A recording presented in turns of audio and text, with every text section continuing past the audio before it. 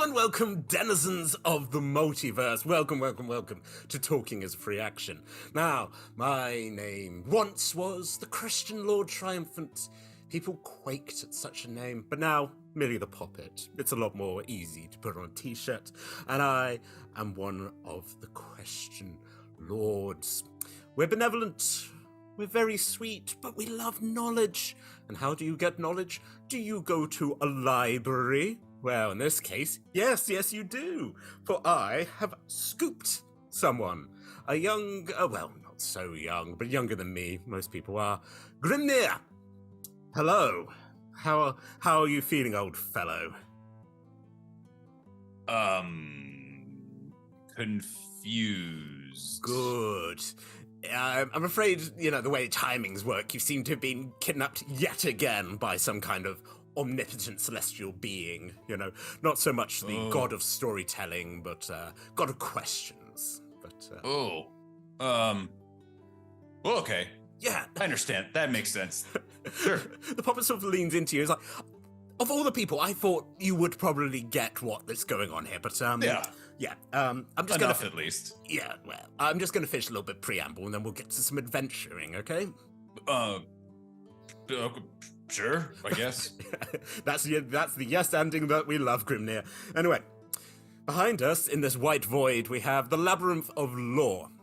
Now, Grimnir here is going to go through a few of the puzzles that me and my associates have set up, and hopefully they'll be able to solve it, or at least come at it in an interesting way. For if they fail, or gets a bit too difficult, or they get their heads chopped off, well, heads plural there, simply the cry of talking is a free action, and that will pull them out into another void, because I know that the strings of Grimnir here, they are being pulled by not just by gods, but another being in the real world, see, I can say it properly, called Nathan, and I will have a little chat to Nathan. Now, before we get into the labyrinth, don't worry about it, Grimnir, it all will make sense in the end, and you will forget about it in about 55 minutes. I'd like to say a big thank you. We have a place in our heart for our sponsors, such as Hero Forge, Ultra Pro, Phoenix Dice, and Alchemy RPG, and the support of Idle Champions, Neverwinter, Elderwood Academy, and D&D Beyond. Oh, but deepest and darkest in my crooked little heart, the D20 Club. They give us one of their local currency every month, and we give them emails. I keep promising wild gifts. Maybe it'll be a poem, maybe it'll be a drawing, or maybe we'll make an a cappella album. None of these things will happen, but Grimnir, we can have another conversation about making a cappella songs. We can sort that later. Now, if you can't join us here in the Labyrinth of Lore, simply go on one of the VODs, which is on Roll Together RPG. And similar for the podcasts. If you go to Roll Together RPG, you can find us there. And what you know, social media, Roll Together RPG, including the ticking and the talking, where you get to see all sorts of clips, and hopefully we don't get in trouble with any other foreign countries. I don't think the Labyrinth actually counts as a country, but we don't want to get in trouble. Anyway, it's a sensible idea. You don't want to risk it.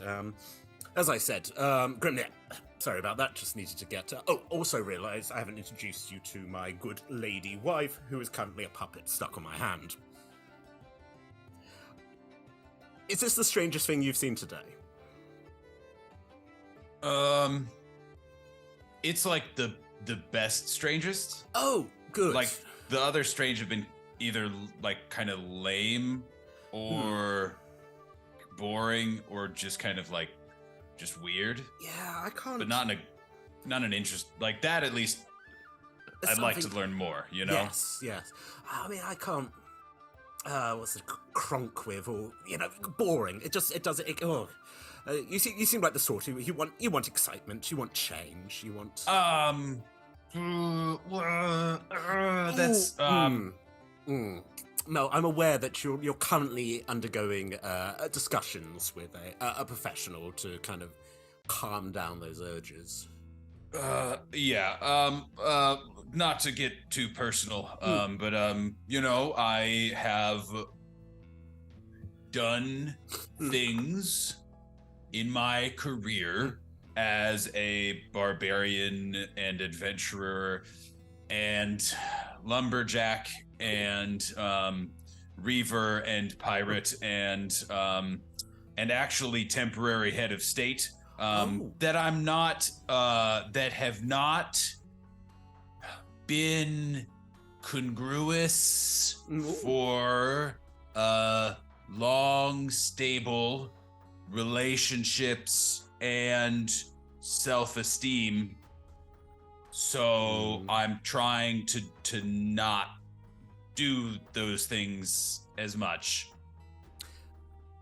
First of all, getting help is the first step. Congratulations. Thank second you. of all, what's about to happen here won't travel back to the material plane. So if you do feel it's like those things that people set up where you can go smash old pieces of furniture, to get the fury out. So feel free to go, I suppose the technical term is as buck wild as you would like. Okay. Get it out of your system and know that there will be, I shall remove the memories. They will stay here. They will not be although some of my associates keep giving people their memories, but that's not our agreement. But no, don't. I think you're in safe hand and safe puppet. I strangely trust that puppet. I do too, and that's partly why I'm in this situation. Grimnir, I'm going to ask you a question. I have to ask everyone. Do you currently have pockets?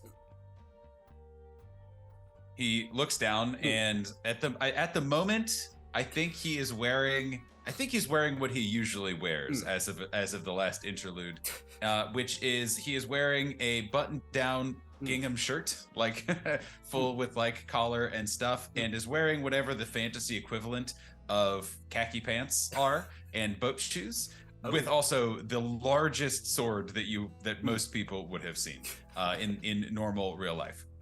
I like how you hesitated, where you were like, most people, I'm like, you don't know the size of the swords I've seen, but of course, go on. And he, but has, just enough kind of like pockets, or like has like a backpack on, like a JanSport backpack. And he's like, yeah, pockets. I mean, you gotta have pockets. Well, of course. If you do happen to place a pocket, hand into one of those pockets, and you pull out what's inside, you reach in, and out comes. This is realised where we don't. Nathan, do you currently have a D100 to hand? Yes. Yes. Well, if you just give those little bones a roll, and we'll get this adventurer going, eh?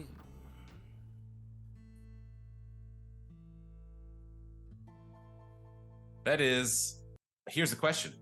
Zeros is that, I assume, actual zeros. So I rolled an 8. Ooh. Nice and low. Yes. Which is what you want, probably, right? Oh dear. So, Grimnir, you turn, and in front of you, sort of rising up almost out of the mist, is a large wooden door in a cave, sort of face. Again, you are a seasoned adventurer. You know what it looks like when a dungeon starts appearing in front of you. Yeah. I assume you push open the doors? He kind of like looks around and just kind of shrugs, and then just is like, all right, and then just goes through with probably not enough hesitation. As I said, this is your vibe. It's like, yeah, sure. Yeah, okay, cool. Gonna be a lich or something? You enter into the corridor. The corridor is long and straight. On the walls burn torches with blue flames, separated every 10 feet or so. So as you keep traveling down, eventually you get to another wooden door with a long, nice pull handle. Again, assume you're gonna pull the door open. And he might even grab one of the, if he can, he just grabs a torch off the wall, being like, never know when you need one. Was this magic? And then trying to decide if he should loot the torches, or he's like, I'll just take the one, and goes up. But we'll kind of click on the door, poke it, try to see if it's trapped, but with the intention of proceeding through. You give the door a good little poke. you're not quite at the 10-foot pole level, but you give the door a good working over. Yeah. You walk into the next room. It's quite a small room, really. It's like 15 by 15 feet. Again, cobblestones. But what's interesting is the thing that's on the table in front of you, and I find this hilarious that this is the one where we start. In front of you, there is an 8-liter jug of water, and there are 2 smaller jugs. One on the side which has the number 5, and one that has the number 3. That is what you're doing. There are, across from you are 2... Now, I'm trying to think about who you would actually particularly care about, but let's say 2 members of the issue. 2 members of the book club. It's two versions of Huxley. One is pink and blue. One is pink and blue, and the other is blue and pink. And they're like, terribly sorry. I was just about to have a lovely cup of tea, and then I realised that I would also like a glass of water. And everyone was like, oh yes, a glass of water would be lovely. But we both need 4 from that, and if we have too much or too little, it's going to be terrible. Again, sort of like the Poppet's floating beside you. It's like, this is just... sort of leans in, is like, you need to split the water equally between the 2 of them. They're seeming very sad. So, traditional jug puzzle, I suppose, if you want to get on with it. How much math would you say is in this? Sort of a decent amount, sort of, it's a lot of moving that to that, and logic, maths, yeah. That's why when I did adventure, I brought other people with. Yeah. It's not that I can't do math. No. It's just that I don't like to do math. No. I mean, you don't happen to have any other, sort of, if we're not being a mathematician about it, I suppose we can try and work this laterally. Have you got anything else that you could give them? Any other liquids? You can't, I assume you can't just produce, well, I suppose you could produce fluids, but we don't really want to see that. No, my therapist said I should stop doing that too. Your therapist is a very wise doctor. Yeah. Yeah. Okay, and they need 4? 4 they said, each, yeah. And they have to have it all at once? Ideally, so... That sounds like Huxley. Yes. Can't just do one little bit, and then they need to have a little... The bugbears, sort of like, they're both like, sort of lipping at making terrible mouth sounds. Yeah. Just this old bugbear's just like, oh. And Grimnir stares at them as, stop it. Oh, terribly sorry. And they both stop. And weirdly, they're now just holding hands with each other. Which they're not supposed to be doing, but they're shaking comfort in each other. Feels right. Yeah. So what Grimnir's going to do is he's just going to, again, just kind of like poke at it and just look at it, and he's going to dump the jug, like the jug of water, into the 5, kind of 5 cup or whatever version, just to see if he can figure out how much is in the jug in total. Yes. You pour the 5 in. There is less than half in the original jug. And then dumps it in the 3. Does that kill the jug? If you pour, do you pour the one that's in the 5 into the 3, or which one? No, I poured the jug. I just first am pouring the whatever's left in the jug into the 3 to see. Yep. Okay. That is pretty full. So you've got a 5 and a 3 now. Got it.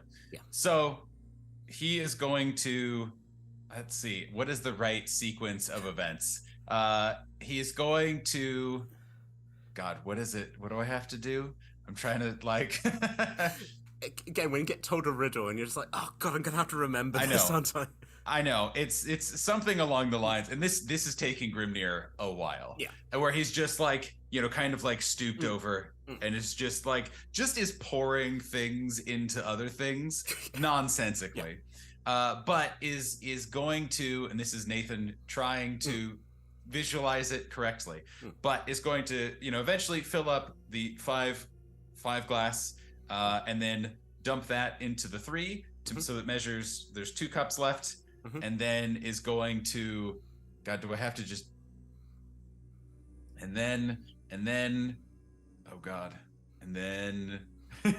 And then I just eyeball it, and then I say, yeah, about twice that much again, and then I just hand him the jug, and be like, that's about right?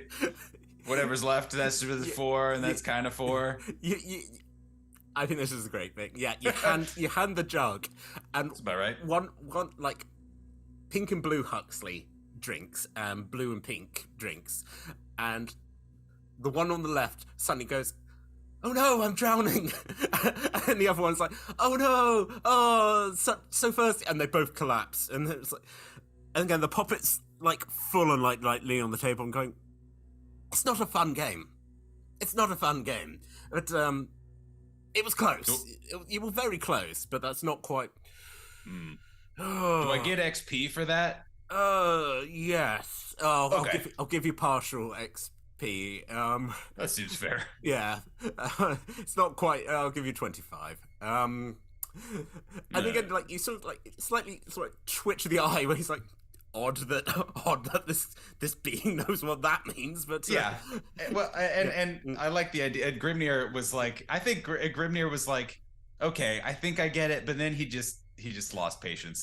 He's just like, this is close enough. This is fine. And if they don't like it, then of course Huxley won't, but that's fine. Yeah. I just, again, it's like you said, you're like, I get other people to do this stuff. Right. That's not what you bring. You don't bring Grimnir Dirgeblade to do your water puzzles. That's not what you hire this guy for. So it's fine. You get it. Yeah. I assume, like, when you were saying you were the head of a state, where people would be like, oh, we need to deal with this and irrigation. You're just like, I'm not here to work this bit. That's I hire people to do that for me. Thank you. No thanks. I have so much treasure that I can hire someone to. Correct. Yeah. Okay. Again, partial credit, and I mean, as we would say, almost right is nearly fully wrong. But tell you what, roll those dice again, and let's hopefully you'll get something that where you can give it a good kicking. I would love now. Nathan just really wants to just roll another 8. And then just be put in the exact same room and be like, do it again. We've had a few, and I've been so tempted just to be like, okay, try and fix it. Try and do better this time, Grimnir. Yeah. 79. 79. As I said, that was quite a small room. So you can see the door on the other side. You walk past the 2 Huxleys who are both lying there going, oh no, we are dead. And just they're real melodramatic little things. I'm gonna talk to real Huxley about this when you get back. Right, if I remember it, I guess. Yes. Folks, when you watch the episode, when you see Nathan like giving a really like intent, that's why that's there. I see. Yeah, exactly. I'm gonna try really hard to get Huxley to drink something out of character, and then just like Player. Go on, Liz. Drink some water. Yeah. Hydrate. Is that enough water, or is it not enough water for you, Liz? This is the great thing that we've also had like people DMs going, no, none of this is canon, and you're like, you can't stop us. It's canon to me. Yeah, it's canon to me, Nathan. Nathan knows. Nathan can do. Actually, we had one with Sean where he just was like, "Oh, I would love to do this, but I lost all my pitons somewhere," and I was like, "It's in my dungeon. I need you to save me, Sean." Anyway, you walk across the room, and as I said, there's a door. Again, kind of boring wooden door. As you step out, there's a little bit of a drop. You know, just like a couple of feet that you kind of appearing. You are now in a wooded area. It's getting dark, and again there's that strong smell of earth and wet mud and just sort of, and the kind of crickets. It's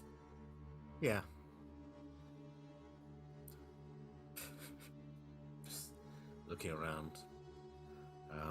Fine. Yeah. And he kind of like he doesn't even climb down. He just like jumps. Yeah. You know, just as like I'll superhero landing this and just jumps and just like, yep, this is fine, whatever. You land. You do the 3-point landing.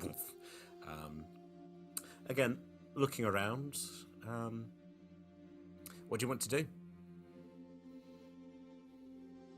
I think Grimnir stands there for a while, just being like, "They'll tell me, right? Right? Right?" Again, it's just like the chirping of the crickets, and then there's the small, and you're like, don't know what that is, but it's very loud. You know, the other gods, they just would be like, "Hey, go over here. It's cool." The Poppet is has that sort of, not like what this is? Just appeared next to you. Yes, but the other gods are very sort of like narrative causality, like we want to make sure that you go on the right path rather than the adventure can be the wandering. Okay, fine. Reaches up. Other side of the clearing, probably about 60 feet away, you can start to see the flicker of what looks like a campfire. Grimnir's like, all right, I guess that's fine. And Grimnir like starts to like, not really, he is not stealthy, but he's not particularly stealthy, at least for a level 14 character, we'll say. He's roughly average stealthy. And so he just like kind of like shrugs and is like slowly kind of approaching, just trying to get a read on who or what might be around this campfire. You just, as he approaches. Again, you're slowly, like hiding in the bushes, looking. There is a figure with their back to you.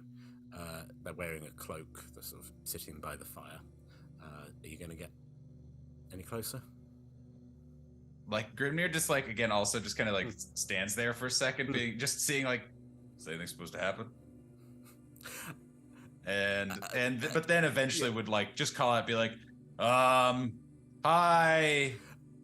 As soon as you say that, there's a click and a woof, and to your surprise and horror, you are dragged up into the air in a net, where you are suddenly just hanging there, back and forth. And I mean, copyright non-infringement. You do hear a Gitini! As these fuzzy little creatures come running out of the woods with big spears. Turn off your screens now, anyone who is a big Ewok fan, because of all player characters to either interact peacefully with these or not interact peacefully with these. Grimnir is at the top of the list to have some polarizing reactions. I was just saying that you notice the figure by the fire was very much a log in a cloak. Yeah. And there's also a very large. I feel so much with this where I feel like I don't need to explain things to Grimnir, where Grimnir's like, yep, the traditional log cloak. Yep, these creatures are going to eat me. Yeah, all right. Yeah. Go ahead. Do what you need to do, my brother. Grimnir just like, I guess I should ask, how many creatures are kind of suddenly emerging and trying to come at Grimnir? There's probably about 6, sort of. These are probably more of a hunting party than, this isn't the main enclave of these fuzzy little creatures. Yeah, so six small fuzzy beings with long spears and very cute little hoods. So Grimnir is just gonna let you there's this big, just guttural sigh, like, ugh.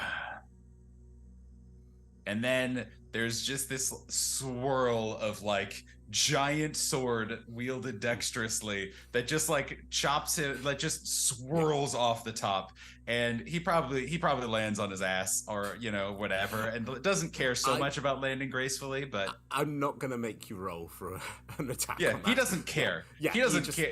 It's whatever. I think again it's like that because your sword's on your back, but again it's that sort of weird thing. Like most people would be like, oh no, stuck in a net, but you're just like, oh, wiggling and like getting the stuff. Yeah. Grimnir is so nonplussed by this that he's like, I'll take my time. Yeah. They can have a round. If they can't, it's whatever. I'll get it. They do, so like it's that as this is happening, like if you're looking at the camera, you're seeing like spearheads are like coming up and like prodding you in the leg, and you're just like, you swing your great sword round and the net. I'll tell you what, just roll me like a d20 is for luck. Ooh, a 16. I'd say, yeah. You come crashing down, and I don't think you hit one of them, but you come very close, and they're like, ee! Very reasonable. Yeah. So Grimnir stands up and just kind of like brushes himself off and probably just like knocks away a spear, It's just like, get out of my face. And Grimnir, assuming these are the same non-trademark copyright infringement sized creatures that we may or may not be referencing, Grimnir towers over these creatures, is twice the size of any of them. Not comically tall, but is like in the high 6 foot range, and a square somehow still. And just like he just kind of stands up, keeps standing up, and says, hello. And his like jaw is set. He's just like clenching his teeth, trying very hard to keep it together.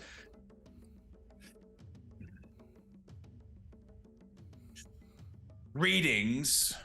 Can you understand me? Again, thematically, we're like looking at Grimnir's face as a spear point sort of like coming up, and just like, you sort of swat it away. Another one is sort of like slowly coming up the other side. Just different. This one from up here, over here. And again, like if you don't swipe it, it's sort of like real kind of like, yes, it's literally like, and I'm imagining you're standing there square as it's sort of like, again, sort of like, I won't make you make an intent. They don't understand what you're saying. They do seem nervous, though. This isn't... despite the way this always seems to go for these lovable creatures, they seem surprised.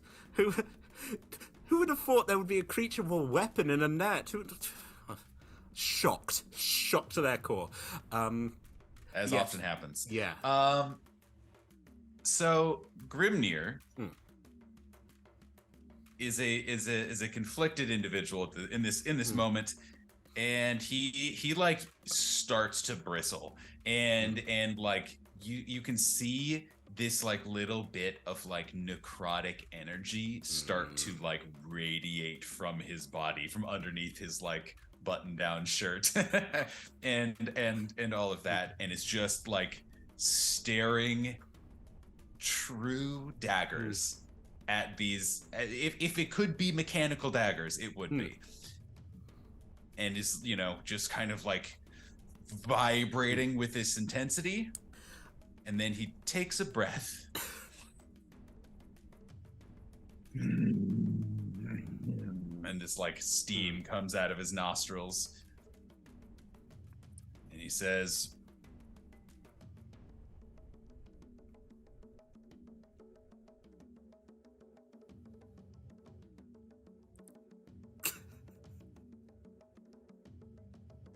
now, I was wondering about making an intimidation check, but now maybe no, he's not. He's trying not to do intimidation. This is what I was like. As soon as the thumbs up comes, yep. He's equally proficient in persuasion and intimidation for exactly that reason. Where it's like he's very good at intimidation, but he's trying to rein it in.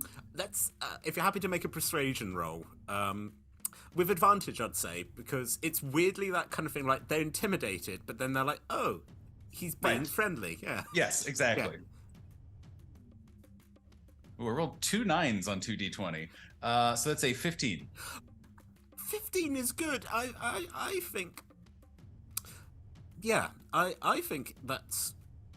Yeah, it's that weird, because they're standing there with their little spears, and then you slowly see their thumbs up come up around the sphere, and then they sort of look at each other, and they're giving each other a little claw And Grimnir is like very upset to be giving thumbs up, and it's just this is the most like frustrated, intimidating, but technically friendly thumbs up that has ever been flashed in all of the realms of fantasy. And he's just the spears slowly sort of come down, and they look at each other, and they're chitting away in their own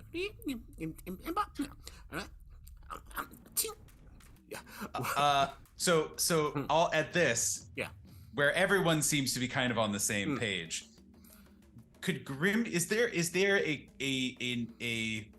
a creature? And I was gonna say the word that I can't say. I don't know what you're talking about. These completely original creatures that I came up with. Right. Yep. The creature. Is there a creature who seems to be in charge? There is one which appears to have the skull of some creature on its head, as a very lovely hat. Naturally. Grimnir's pulled that look off many times. So respect, and also is like, even if he wasn't the one in charge, like that's the one I want to talk to. I feel like we got something. We got something in common there. The Grimnir makes direct eye contact and has calmed down a little bit more, so it's a little less scary, and looks directly into the eyes of this creature. And this creature hears Grimnir's voice in his head and understands it because he has telepathy as well. And I do not need to share language. It just needs to be able to understand a language. And he's like, "Hello, my name is Grimnir. I'm not here to hurt you unless you decide to hurt me. I'm just trying, but I don't really know what I'm trying to do. But we don't need to fight." Again, like, you're looking into the pure black orbs of this creature. The eyes are huge, and it kind of nods. It seems to be considering what you've been saying, and then it's like keeps talking to each other. Looks up, and the other sort of like starts sort of spreading out. But this chief sort of reaches up with a paw to one of your hands. Are you going to take its paw? Yeah. I think all of his barbarian senses are screaming at him as like, this is a trap. You have to be aware, hyper aware, like be ready to grasp this creature and slam it on the ground like you are using a hammer to hammer a nail. But he's no. My therapist said I have trust issues. And so he, kind of like shoulders his greatsword and just slowly extends his hand, his giant mitt of a hand to meet it. The chief takes your giant, and if you're happy, starts leading you towards the fire. Again, I will say you are trained. This doesn't seem like a trap. This does seem everything. It's not like they're gonna just fling you into the fire. Right, and Grimnir's also kind of again at the point where he's like, even if it is a trap, we'll figure it out. I could yeet this tiny creature over. Yeah. Right. I've been in worse situations than surrounded by 30 small creatures all armed with spears. Like, that's in the spectrum of, I can get out of this. Yeah. They lead you over to the fire, and like the chief's holding onto your paw. It's holding onto your hand, and the other paw, like, basically they make a small ring around the fire. And to your surprise and definite annoyance, thus begins a dance. And they do a little dance with you going round the fire. From somewhere, like there's drums and there's horns, and you're going one way and you're going another, and more of these creatures are coming and joining the ring, and they are doing their little dance for you. Are you having What's fun? the music like? It's very like do do do do do do do do do. See, I was really going back and forth because in some ways Grimnir's like, I'm more about murdering and looting than dancing. But also it's like, but Grimnir also spent a lot of time, like he had many vices. Many of them were found in loud musical taverns and are also things that he's trying to, have a better hold on for himself. I think, so I think at the base layer, he'd be like, sure, I dance around fires all the time. That's a great time. I'll do it by myself sometimes. But I think he hates the music so much. It's very perky, and there's drums and there's horns, and then it's just for these creatures that were looking at you with like hunger in their eyes, they're now doing a funny little dance, and it's let's say, if we're not talking about like copyright things, like a certain bear that's kind of more like gummy than any, it's verged down that way, And I also think that Grimnir is taking very seriously that none of this is really real, right? To a certain extent, or at least he doesn't understand how it may or may not be real. So he's assuming like, it's all just weird illusions or magic or blah blah blah. So like for him, it feels even more performative of like, you like this, I'm dancing. There, enjoy, weird question master god. And so is like participating, and so he is doing it. He is like has a small bounce in his step.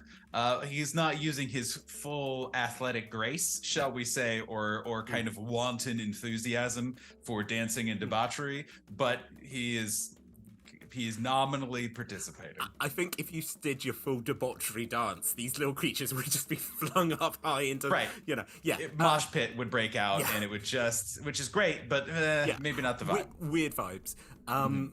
The song comes to the end, and the indignity of 30 tiny fuzzy creatures just wrapping their arms around you like, ooh. It's like it's a group hug, but they've like started climbing on top of Grimnir, and like one is like hugging his head, and like there's 3 on each shoulder.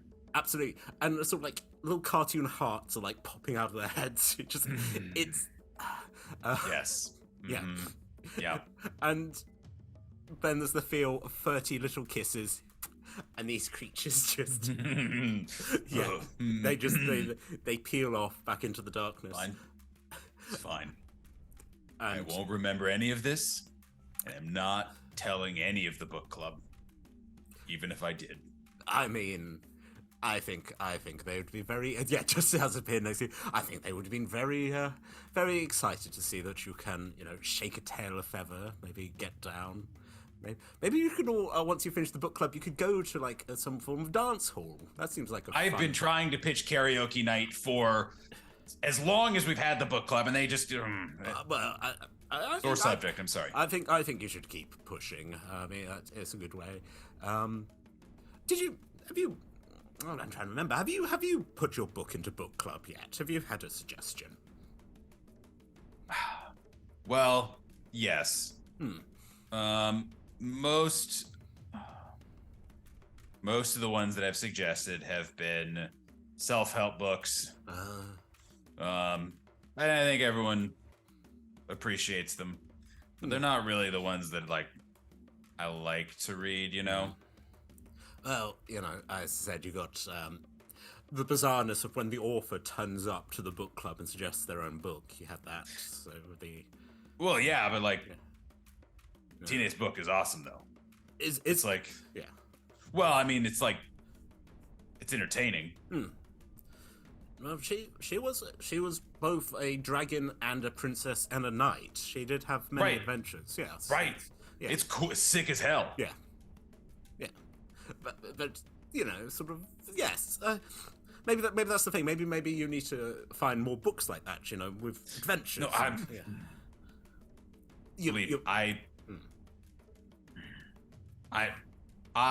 I agree, but I'm trying to channel my energy in a more diverse direction. Sure. So I can't read my favorite book series of Cro-Mag the Barbarian. A classic. And that's fine. It's fine. Yeah. That I haven't read the last 6 books that have been released in the last 2 years. It's Oh, fine. my goodness. I'm not upset about it at all. Just a sage nod, and like, I also enjoy the series. It's so cool. It's so good. Just two guys just like nerding out in the woods, like. And then, do you remember at the time when in the 4th book when there was that? I did exactly that. It was the coolest. Yeah, and you know, I mean, a lot of people don't like the romance stuff, but actually, it's quite well written. I find it actually adds a lot of humanity. Exactly. You know, just not a stone character. This is very exciting. Maybe I need to come along when you do your own book club. I'll come along and. I will discuss with the group and with my therapist. Marvelous. That's. I suppose I could let you leave the knowledge that someone else wants to join the book club. That would be nice. If everything works out. Next to you, by the fire, there is a small hut, and the door to the hut sort of slowly starts opening. There you go. Next room, I suppose. Oh, okay. And then he just like walks through, just very, very nonchalant. I was like, oh, all right. Okay, so you've got the vibe. But as that's happening, it's just like going, oh, well, as we're transitioning, I think that talking is a free action. Just, I do too. Yes, I also consent to this. I think as it's quite like as we're fading out, seeing the two of them, they're still talking about the book series. 100%. He will talk about it for as long as this omniscient, omnipotent God is willing to talk about it, because he doesn't get to talk about it often. It's his favorite thing in the world. I just, again, like looking at that group of book readers where you're like, yeah, you just need like an intense. I think someone in the comments said it's like, have you played the Midnight Suns game? You know, the new Marvel game. So it is sort of like, oh, we're trying to fight like magical things, but because it's like a mix, you're like in a abbey. They're like, oh, we have like downtime activities, and one of them is a book club where we're like, we've got Captain Marvel, Captain America, Blade, and you know, like, it's awesome. Yeah, and it's just that fact of like going cool, like going, we're reading The Art of War. Right, or just nonsense, or just pulp nonsense. Like it's all so good. I love the concept. Yeah. So deeply. It's just such a, and just as getting into it, it's like you're just hanging out in the Black Stars Tower. Yeah. So it's just going on. It's just like, just hang out here, just chilling and being like, we are all adults whose friendships are mostly based on adventuring or monsters or academia, and like maybe we should make some new friends. Okay, I've had a little roll. So, if you've answered this one before, just shout and we'll move on. But this is always a fun one. From D&D, what spell or ability would you like to have in real life? Oh man, I would love something that helped memory and remember things. And there's a bunch of them that are kind of like that. I feel like of like good recall, or being able to recall information, you know, kind of instantly, and being like, yes, of course, I read this book and blah blah blah. Or I know that there are also a lot of like wizard things that are like, oh yeah, and you can read this book or read this scroll or whatever instantly, you know, basically. And those are both up there. There's I don't think I would do the like, oh yeah, and you can like heal people or like lay on hands. That's just a lot of pressure. Yeah. That's just a lot. And I don't think that would be good for me and my own existing anxiety. But I think those are ones where it would just be like, do what I like doing, but a little easier and faster, maybe, would be nice. Yeah. It's, again, like, if you're thinking in, like, a weird kind of, like, oh, I'm worried about the Men in Black coming for me, you're like, I'm not doing anything that's too... Right. You know, I can't fly, but, you know... Right, enough that, like, I don't need to be on a government watch list, I just want to be able to do fun things a little bit nicer. I don't need to be turned into a super weapon or put in a lab. I just want to be able to be like, oh yeah, that guy really reads fast, or like, he doesn't sleep often, or whatever, you know? He's got a good memory. He always knows what time it is, and he always knows which way north is. Which is very useful. Exactly. Yeah, exactly. Yeah. How sort of like expanding from that, like if you've got a cantrip, you know, I know that's the same sort of like going, oh, we're getting into the more magic, but like, what would you like? I mean, mending is always super great. I think prestidigitation would be fun, but I would worry that I would get tired of it, you know? Yes. Where it's like for the first 3 weeks that I have prestidigitation, it's like, everything I say is going to be loud, and I'm going to walk down the street and then just sparks are going to be flying from me at all times. And then it's like, all right, I've done the 5 effects or whatever 15 million times last 3 weeks, and now it's kind of, all right, that's enough, I guess. That's again, fine. Like you said, like the lay on hands, where you're like, okay, I don't want people just to expect it. Like if you're doing prestidigitation, where people are like, oh yeah, I got a stain on my shirt, and then they just look at you, and you're like, right. Like prestidigitation doesn't like evolve. You just can always do the same things. Or like, what's the other? There's another one that's kind of similar, and I don't remember off the top of my head. But yeah, there's like, because they're so limited, all the cool, fun, flashy ones are like, all right, we get it, but like, can you do other magic stuff, or are you just gonna keep talking really loudly all the time? Just gonna thaumaturgically yell for a bit. You're like, cool. Or like the whole thing of like, I could just make doors open and close. You're like, great. Right. Just blasting doors open. Yeah. Right. And I would even, I mean, again, and mending is nice, especially because I am someone who I really like. I like having the thing that I've made the decision on the item that I want to buy and own. Yeah. And then if I have to replace it, then it's like, I have to go through all that anxiety again. But also, I think another underrated one is Druidcraft. Okay. Because I think that one's like, you can, you know, it's like you can plant a little bit better, you know the weather of the next day kind of thing. And it's just like, I have a sick garden. Yeah. And I know that it's going to be sunny tomorrow. And like, boom, just again, making life a little bit nicer and a little bit just kind of like, I don't have to go to work. I just magically grow all of my own food. Easy. I'm the ultimate hippie lifestyle. Yeah, I've got some lovely tomatoes, and I've spent my day making some jams. Right. Yeah, exactly. And that's just, and technically it's magic, but like, you know, it's whatever. It just means I don't have to spend as much time gardening. Great. That sounds perfect. Again, just those sort of levels that, on the whole, we haven't had anyone just go, I would like Wish, because we're like, you know that's cheating. But just that nice, I think where you're just like, I don't really want to change things up. I'm happy. I just make things a little bit easier. Like yourself, I wear glasses, so like having mending where I'd be like, Right. I don't need like restoration to fix my eyesight. I just need to be like, broke my glasses. Or did I? Or being one of those friends where you're like, oh, you know, my pen's broken. And you're like, yeah, that's a real problem. Turn around. And then you're like, oh, look. I have one of those pens. Ooh.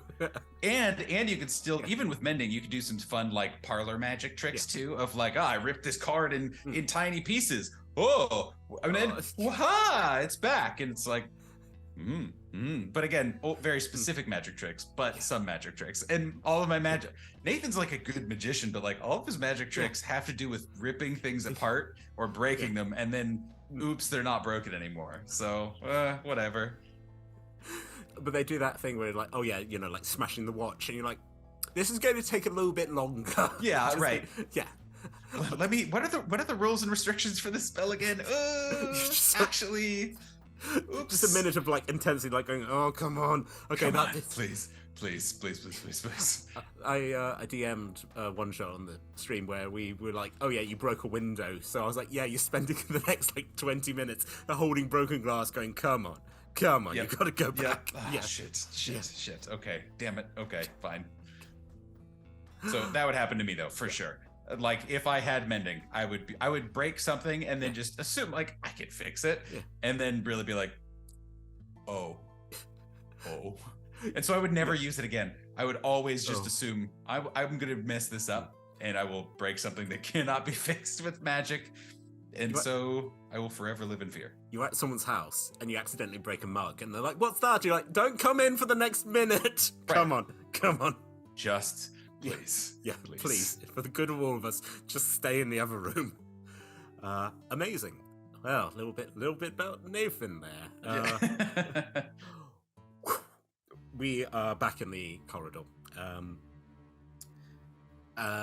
Would you like to roll the... We've got about 10 minutes. No, I wouldn't like to. I would love to. 70.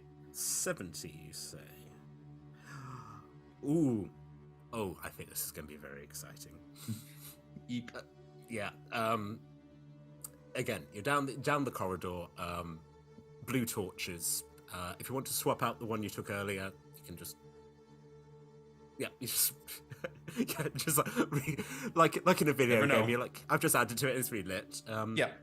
Again, another sort of, in front of you, a stone arch and a piece of stone that slowly slides down. Traditional dungeon stuff. You step in. Grimnir, what would you consider to be something truly beautiful? Like an item or... Oh.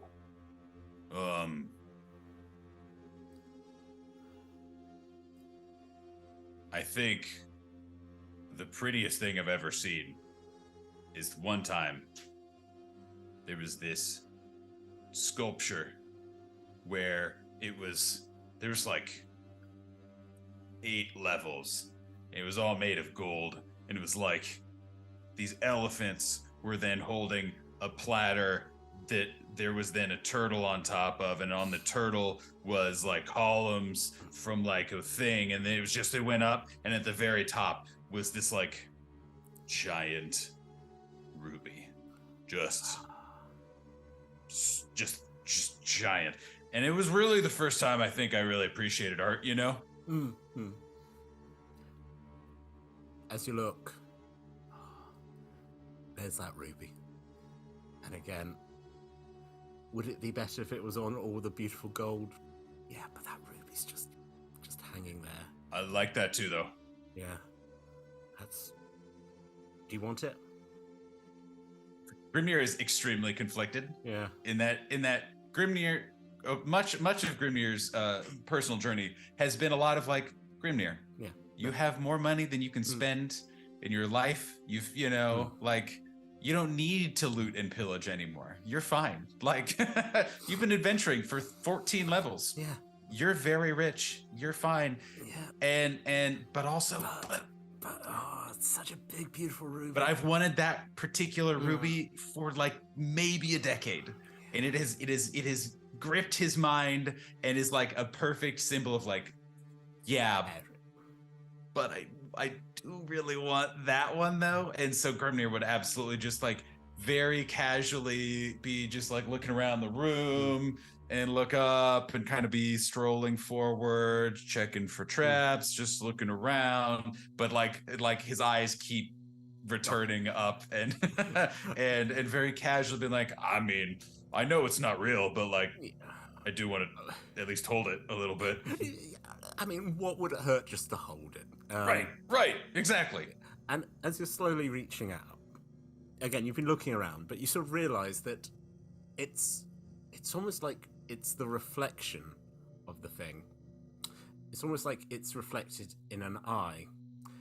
And slowly, as the thing lifts up, you remember something from your reading and your learnings, that it is truly beauty is in the eye of the beholder, as the stalk lifts up and simply a beholder rises up and just goes, "What the hell do you think you're doing?" Other stalks coming. Have you ever come across a beholder before? I don't. I would not be surprised.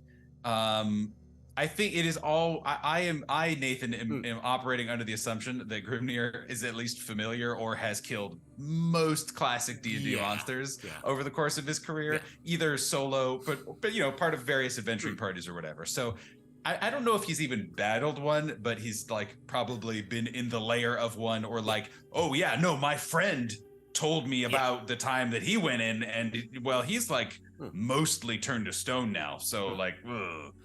So you have an idea of how this might go as the stalks are coming round, and it seems to be charging up. It isn't attacking you to start with, but it doesn't look like. I'm not going to say a thumbs up might get you out of this, but the boulder ain't happy. What do you want to do? He says he pauses, looking frantically at his character sheet. Grimnir holds up the torch. Is like, do you want this? Why would I want that? It's blue. You're not wrong, but I don't like blue. Oh, and he like chucks the torch over his shoulder as far as he can. I'm sorry. I didn't know you were here. So you thought you'd come and touch my lovely things, my beautiful ruby, eh? Well, it's really pretty. Yes, it is, and that's why it's mine. Yeah. No, yeah, of course. I wasn't gonna take it. Good. He says most 60% truthfully, more truthfully than not, but not like purely truthfully. You're like, I can't technically take this, so I suppose I wasn't gonna. Yeah, right. Yeah. This is all fake anyway, so I can't take it.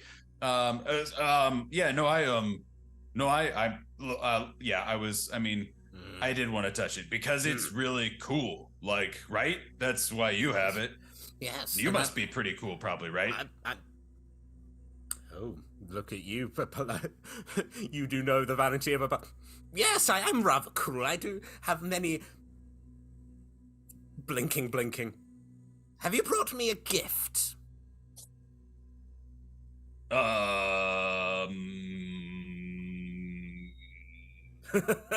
What kind of gifts do you like?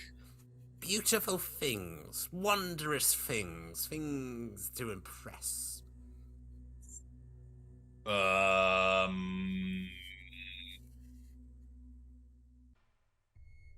Like physical things? Yes. Well, and he like looks behind him at the door, like, which is closed. He's like, oh, no, can't give him any weird bear creatures. I have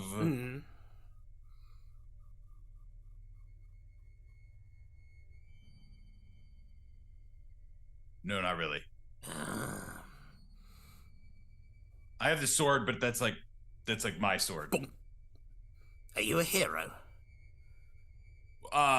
That's a kind of a complicated classification, you know? Like who's a hero? Like, can you call yourself a hero? Yes. Well, I can't. I guess because are you more of an anti-hero? Well, that's also a little tough. I've been talking about those in the book club recently, and that's like, there's a lot more kind of nuance to what an anti-hero is, you know? What's your sword's name? What's your sword's name? And he like looks down at his sword, like wide-eyed, and is like, oh my god, I never asked. Rude! All good heroes. And he looks like mortified that he does not know the name of his cool greatsword. It's like when you have siblings and you're like, it occurs to me we've never actually formally been introduced. Right, yeah. Yeah, it's like, wait, holy shit. Well, you must not like it very much then if you're rude to your beautiful He just like sword. is holding it in his hand, just like devastated and heartbroken and sad. Be like, no, it's my best friend, I think. And you don't know the name of your best friend? Well, I mean, never said it, I guess.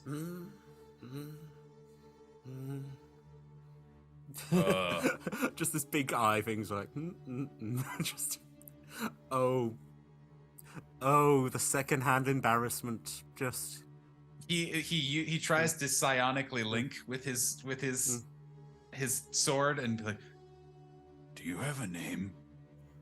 And it's not like a sentient sword or anything, so nothing happens, I presume. And he's like, God, do you what do you like? Do you like read? Yes, I read many things. I've got many books, lovely books, leather-bound books. Do you like what kind of books do you like? Books with spells in them, books with maps so I know things. Many books. I like knowledge, and I like lovely things. So not like fiction? What sort of fiction?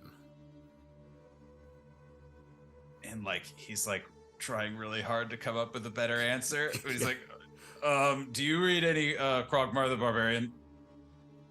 I heard they were going to make a play of it, and those are always worse. I know, but like, but the original books, though, right? Yes. Right? Yes. Are you saying that you have editions of Krogmar the Barbarian? Not anything that's like good, you know. Like I got him appraised once, and they're like, the guy's like, oh no, there's all these claw marks on them. They're not worth anything. It's just whatever. It's fine. How many do you have? Which ones? Well, I didn't. It's kind of complicated because like, I was at a different book club, and I have another book. Do you want this book? And he like holds up like Tine's autobiography, which was the book that we were doing. Oh my goodness! The Ice Princess herself! I haven't read that one. Yeah, and he opens it and it's signed by Tine. Oh, I think in canon is actually signed by Tine. Is it signed to you, or did she just write her name? Ooh, great question. I don't feel comfortable answering that character question, but I know for me it seems reasonable that there's just a stack of signed copies that just say best wishes, Tine, that you just grab on the way out the door. It just sort of says like, keep following your dreams. Right. Exactly. Or, you too could be a princess. Right. Exactly what I was thinking. Yeah. Pup, are you gonna put that down on the sort of the altar that this beholder's been?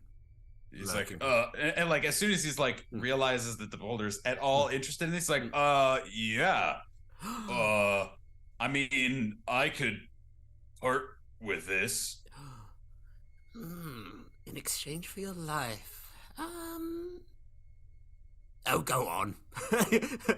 As you put it out, and you watch, and he like looks around. He's like, "Wait, this is working? What? Okay." And he just plops it down and kind of backs away. And you watch it sort of like almost like mage hand like opens it. Yeah.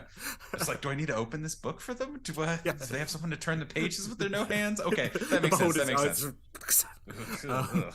Yeah, it's weird. It does later on. I don't know if it's useful, or whether I shouldn't say this, but I'm imagining Grimnir has like taken notes in it, and like there is little like Grimnir like underlining of quotes and that kind of stuff, and be like, well, wait, but this doesn't make sense with this what they said earlier. I mean, it's like deep into the book, but like it's a red book. I was gonna say you're that kind of reader. I think Grimnir needs that structure.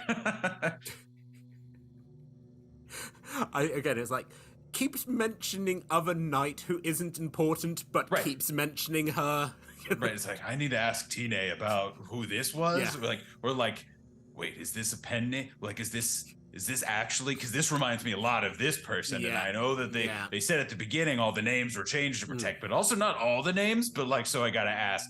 And a lot of just like, so that Grimnir remembers when book club is happening, that he needs to mention this or ask this or what have you. Yeah. And skirting out by the skin of your teeth, really, that you've managed to get a beholder that hasn't read the new classic. I mean, most of them have. So yeah. It is one of the hit on like the press, you know. Yeah, it's big in the Underdark for sure. Oh gosh, yeah. You are able to step out from a door behind the beholder, out back into a white void, and the Poppet floats there and goes, "Excellently done. Yes, you managed to give a thing of beauty to the beholder. Congratulations. That's Can I quote you on that? Like, can you tell Tine that, or can I tell Tine that you said that? Yeah. Yes, by all means. That the Poppet likes it. Yes. Yes, the green knight bits. That's I've read through it again. It's confusing, and she's you're right. She's she does elaborate on the truth, but it's very, like we said, like it's a gripping read, and there's lots of adventures and dragons. I think most dragons. Now, I am going to just do a little bit of a final spiel, and then we'll get you back to your actual book club. Okay. Well done, actually. You know, sort of like you managed not to get yourself killed. Interestingly, you managed to go without combat. You have stuck to your. Yeah, I was gonna say, like, I mean, managing to not die and like managing to whatever, like that's whatever. That's easy, but like no combat. I mean, that's pretty good. The pacifist round, yes, quite. Yeah. That never has literally in my entire life never happened. I'll tell you what. Some of the others, they like to give people memory. I will let you go with the knowledge that you have managed to do a task without violence. Just to let you have that feeling, you know, sort of. You've done well. You've done admirably.